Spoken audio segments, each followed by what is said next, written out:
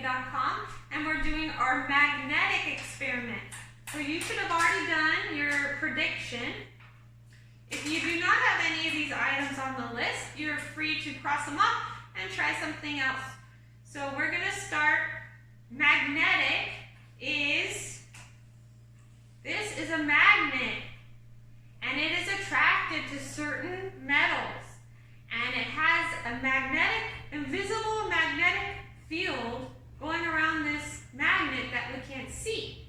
So even if it's not right next to it, it can pick it up. I didn't even touch it and it jumped up, right? So if the metal is a metal that is magnetic, then this magnet will pick it up.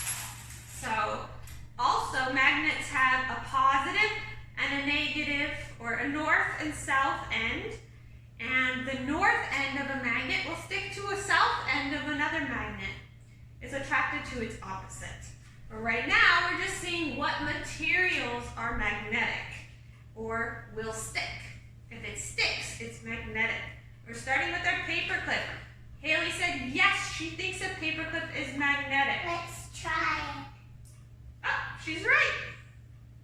Now we're trying our scissors. She said yes, she thinks it's magnetic. She is right. Now our pebbles, or small rocks.